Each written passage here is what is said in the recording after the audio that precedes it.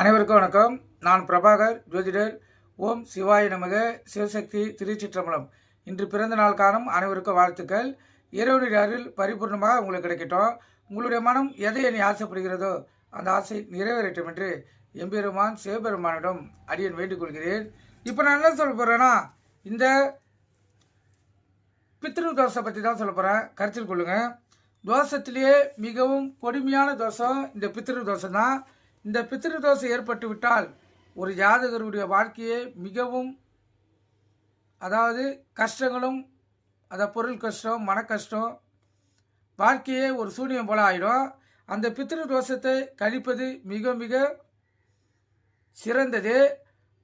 அந்த ஜாதகருடைய தோஷத்தை கழிச்சிட்டா அவருடைய வாழ்க்கை சிறப்பாக மாறிடும். அந்த பித்ரு தோஷம் பார்த்தீங்கன்னா, தோஷங்களிலே மிகவும் கொடுமையான தோஷம் பித்ரு தோஷமாகும்.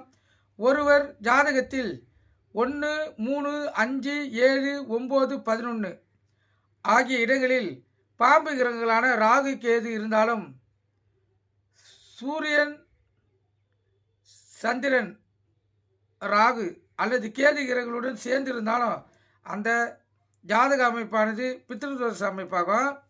பித்ருதோஷம் ஏற்பட காரணங்கள் பார்த்தீங்கன்னா, நமது தாய் வழி மற்றும் தந்தை வழி வாழ்ந்து மறைந்து போன முன்னோர்கள் நமக்கு பித்திருகள் ஆவார்கள்.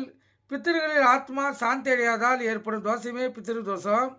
ஒருவர் முற்பிறவில் தாய் தந்தையை கவனிக்காமல் இருந்தாலும் அதற்காக பெற்றோர்கள் சாப்பிடுவதால் மறுபிறவில் அவர் பிறக்கும் போது பித்திரு தோஷத்துடன் ஜாதகர் பிறப்பார்.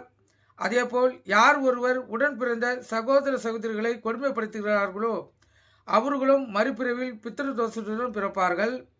அதே போல் கரு சிதைவு செய்தாலோ அந்த ஜாதகர்கள் பிறக்கக்குள்ள பித்திரு தோஷத்துடன் பிறப்பாங்க. இப்படி பித்திரு தோஷம் இருக்கிறக்குள்ள அவங்களுக்கு திருமணம் ஆயிடுச்சுன்னா திருமணம் முதல்ல தடைப்படும். திருமணம் ஆனாலும் குழந்தை பாக்கி இருக்காது. கருத்தில் கொள்ளுங்கள். கணவன் மனைவிடைய பிரச்சனை இருந்து கொண்டே இருக்கும். மன உளைச்சல் இருக்கும். பண விரயம் இருக்கும்.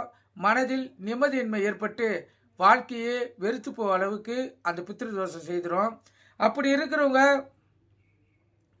இந்த அமாவாசை அன்று முன்னோர்கள் அனைவருக்கும் நினைத்து திதி கொடுத்தீங்கன்னா சிறப்பான பலன்களை உங்களால் பெற முடியும். பித்ரு தோஷம் முழுதுமாக விலகி உங்களுக்கு மகிழ்ச்சிகரமான வாழ்க்கை அமையும். ஒரு அமாவாசை நீங்கள் தொடர்ந்து கொடுத்தீங்கன்னே வந்தீங்கன்னா 100% பித்ரு தோஷம் விலகிடும். நீங்கள் கருத்து கொண்டு பயன்படுங்க. நன்றி, வணக்கம். வாழ்க வளமுடன்.